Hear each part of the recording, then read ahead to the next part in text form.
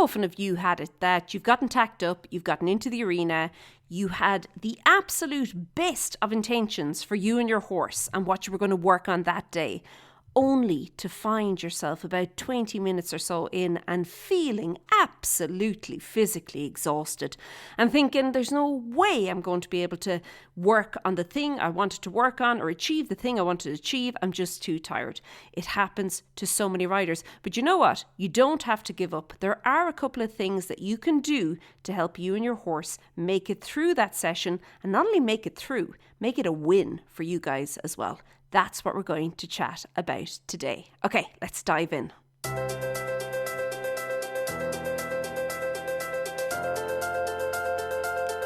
Hey there, and welcome to the Daily Strides podcast. My name is Lorna Leeson. I'm an equestrian trainer and coach, and I work with riders from all over the world to help them to just become better in the saddle, feel more confident about what they're doing, and especially if they don't have a trainer or coach to work with of their own. Okay, so we're talking all about that wall that you hit when you ride. And I find that very often you can have two types of riders. You have the rider who knows right well they've hit the wall and they're like, oh goodness, I couldn't possibly go on. And they call it a day. And then you have the rider who, is just so determined to do the thing. And they've also hit the wall, but they're not willing to admit that or to, I suppose, work with that. And they keep trying to hack on and they keep trying to keep going and do whatever it is that they said they wanted to do. Now, I'm going to be honest. I think there's a time and a place for both of those approaches. And they're few and far between. But yeah, there's a time and a place. However, I also think that very often there's a middle road. And it's the middle road I want to talk about today. And in fact, the middle road is the road less travelled here. And that's why I want to bring your attention to it. I want to try and get you thinking about what you could possibly do in order to make a success of the current riding session that you're in with your horse. And also to do that while you're quote unquote tired. Now, I know the rest of the world says you're beat. But in Ireland, well, at least where I come from in Ireland, we say you're bet. So, and when you're bet tired, nothing works, okay? I've spoken about this in the past. I'm not going into it today. You know yourself. Your aids don't work. Even your brain stops working at times, it feels. Nothing wants to work and it ends up being a little bit of a waste of time, okay? So what I would say is that if you're starting to notice that, yes, there is a bit of a pattern here at about 20 minutes or 25 minutes, whatever, it could be 15 minutes. Yeah, I seem to be getting a bit tired, okay? First of all, you do need to have a longer term goal to deal with that. And I think physical fitness as a rider is really, really important in that. But I also think that like right now, where you are now, because remember, fitness takes time. Hey, it's not like there we go, I'm fit now. Okay, it's going to take time, but I do think that there are things you can do right now, like in your very next ride, that can also help you if this has been a challenge for you. Okay, now I want to preface everything I say in the rest of this lesson with a very generous helping of common sense. Why am I saying that? Well, I really do believe in quality over quantity. And as I was kind of going through what I was going to talk about today, I was thinking, oh, you know what? I'm going to get those riders, and I know those riders, the clock-in riders, I call them. And they'd be like, oh, yes, now I'll be able to get the whole 30 minutes in on my horse or the whole 45 minutes. That's not what I'm talking about, okay? I am a big believer that if you set out to do something and you achieve it in, I don't know, 23 minutes, well, there you go. You've done it, okay? You've done what you set out to do. And I think most of the time, I won't say all the time, but a lot of the time, you can very happily call that a day then. I don't believe in this, like, I have to ride for 30 minutes. And it's absolute rubbish what you and your horse are doing for the 30 minutes. I don't believe in that at all. I think that you have to apply common sense to this. What I am hoping that you would do for this is that you actually have a really, like a genuine intention. It is part of your plan. It is something that's going to move you forward.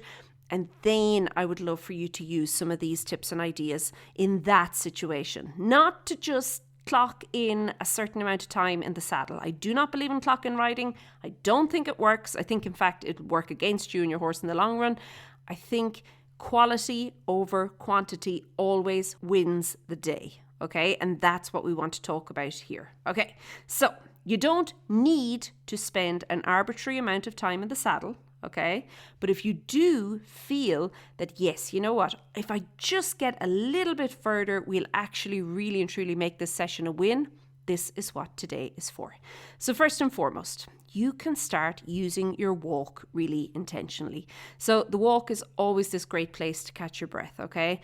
But what I find lots of riders do is, let's say if you do ride for 25 or 30 minutes, okay? So you've done, and I'm talking about like good quality work now, you've done a bit of work here. I find a lot of riders will have spent 10 of those just wandering around the arena for random kind of time to time moments, okay? I suppose trying to stop themselves from blowing and trying to get their own breath back. And I think that's an awful waste of time.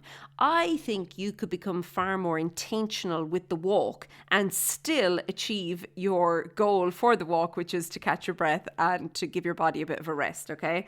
So you can measure the walk in loads of different ways. You know this, like you could measure the rhythm of the walk. You could measure the length of the stride, maybe your horse's frame, okay? How your horse is carrying. I hate that word frame, but hey, it's the one everyone understands. How your horse is carrying themselves. Your ability to follow with your seat without maybe moving your shoulders about in the saddle, okay? There's lots of different things that you can do in the walk. Now, what I'm going to suggest for you today is that you begin focusing on the length of the stride and your horse's frame, okay? And what it does, it's going to allow you this place to like regroup, but also to remain focused because you're still quote unquote working, but your body can take a moment if it needs a moment, okay? Just to you know, come right again, okay? And I think that's important. Now, you know, we could talk about medium walk, okay? And we could talk about free walk in a long rein.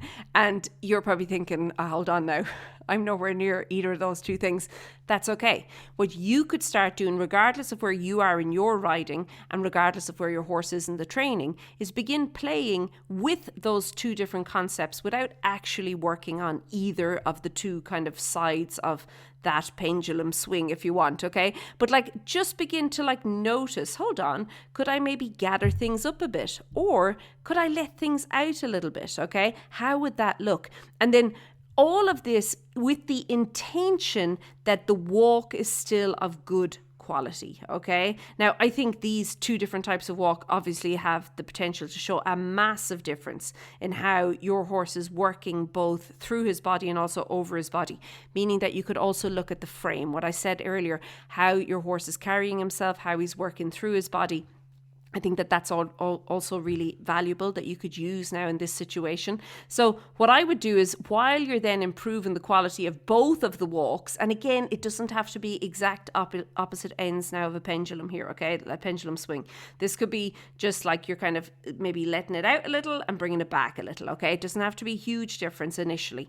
But while you're doing that, you're actually allowing your body then to rest and then prepare for the next more challenging exercise, whatever it is that you really wanted to work on, but now you're using that resting time as something that's really going to help you and your horse. The second thing that I would suggest doing when you're feeling a little bit out of breath and in need of a break, okay, would be to focus on your position. One of the most noticeable symptoms when I'm working with riders that they are becoming tired is their position and their posture both go for an absolute ball, okay? Like the whole thing just collapses. And you know what? There's this really like horses tend to pick up on it. Now, and I understand sometimes the horse is also getting tired, but what tends to happen is when the rider's energy begins to fade, okay? When the energy levels just aren't quite there, the horse then also begins to travel a little bit differently. And most times what you see is the horse actually starts becoming heavy in front. So like almost hanging on the bit a little bit, okay? And now you've got the rider feeling bet, as I've already said, okay? The rider is like just banjaxed at this point.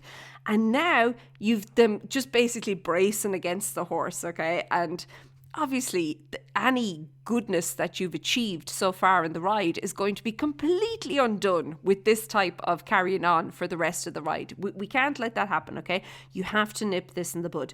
So what I would suggest here is that if you feel that you're becoming tired and that your horse is becoming a little bit heavier, okay, on the hand, and where you'll feel it normally is over the backs of your shoulders and down your arms, okay? But it's kind of referred to or called heavy in the hand or on the hand, but yeah, it's not really your hand, you feel it, okay? It feels like actually your arms are becoming like 2 or 3 inches longer. They're being stretched, okay?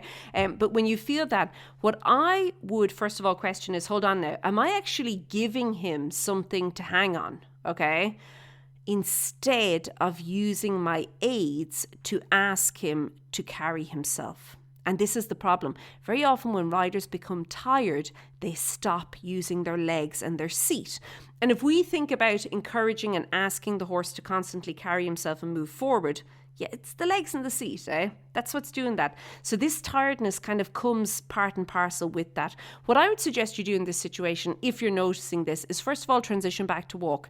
And then begin to ask for the change, i.e. asking your horse to begin to take just a tad more responsibility there, buddy. Carry yourself, hey? So ask him to carry himself, but you're going to use the walk to do that, okay? And again, this is going to allow you to take a little rest, but remember, you have to check your own posture and your own position first in order for this to work. And what I would do then further from that is I would begin incorporating the third suggestion for you today, which is transitions and the half halt, because by really riding these transitions and obviously the half halt, you can't ride a transition without the half halt, hey? But riding these transitions in walk, okay? So transition in the walk. So walk to halt, halt to walk. And then you can do transitions within the walk itself. We've already spoken about that.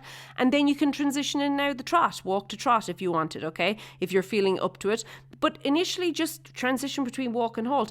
And what you're going to do is you can really then begin to ask your horse to, I suppose, be a little bit more responsible for himself. And then you can also use that time to keep up with your horse in the walk while still allowing your body that little bit of a rest, okay? And I think that's really important. I think that if you're just wandering around the arena, so let's say you give yourself 3 minutes or so just to catch your breath, but you're just wandering around, you're running the risk of actually breaking that focus that you and your horse have built up to. Remember, you warmed up to really and truly engage that level of focus. And then if you're constantly just breaking it and letting it go, it's going to make, I suppose, progress quite difficult. It'll make it difficult to build on the momentum that potentially you've created inside of the ride each time, okay? So you want to focus on trying to catch your breath, okay? Give your horse a break, okay? Have a rest, but doing it in a way that you're both still connected and engaged with the process. I think that that's really, really important, okay? So you can also think about with the walks, you could think about the transition between going from being straight to bending. And this is why I'm going to suggest serpentines. I love serpentines. Like, I love serpentines. Can we just say it? We'll say it. And I think they're brilliant. I think they're so undervalued. People see them as simple and something you done when you're in Pony Club, but they're great, okay? They really are. And they have all the elements, and you can even add transitions in as you cross the center line each time. They've got everything. Like, they're really just this absolute complete exercise that you can work on with your horse. And whether you choose to go 3-looped, 4-looped, 5-looped, makes no difference. Serpentines all the way, okay? So I'm going to suggest doing some serpentines in walk.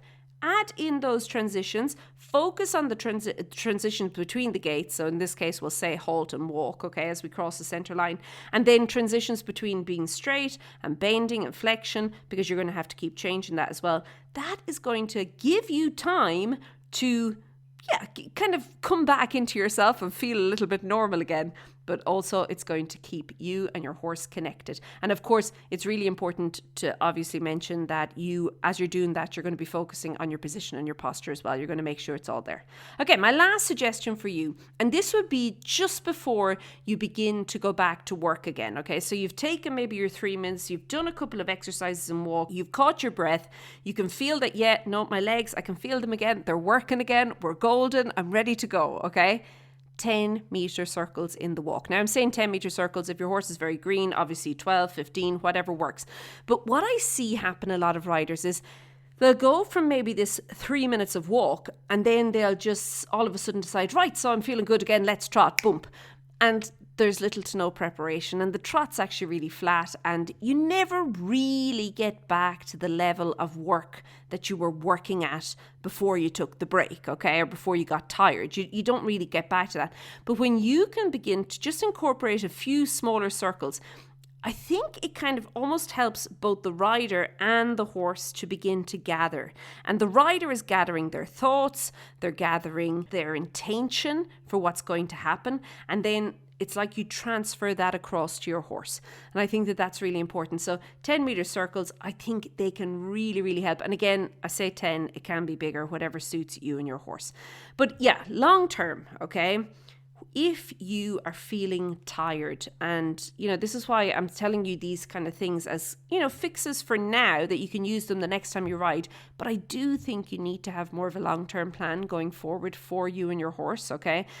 You want to obviously not have to stop at 20 minutes. It would be great if you could get maybe 25 minutes of good quality work, and you'd probably then be able to achieve whatever it is you wanted. You wouldn't have to kind of have all these stops and starts.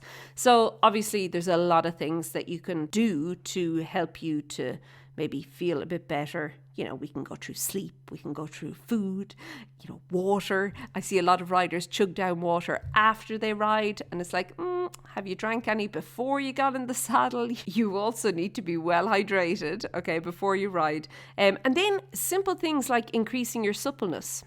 Things like yoga, maybe improving your stamina and your fitness with a bit of cardio. So walking and hiking are great. And then, of course, more control over your body and your aids. And I would say strength training and workouts would be where you go with that. But I do think that you're going to always have those days where you'll just be tired, where you'll just feel like, okay, like I'm really tired today. And it's important to listen to your body. And if you find that, no, you know what? Even a couple of minutes rest here is not going to help. I'm just tired. That's okay. Like, listen to your body and dismount. End the session and dismount. There's no shame in that.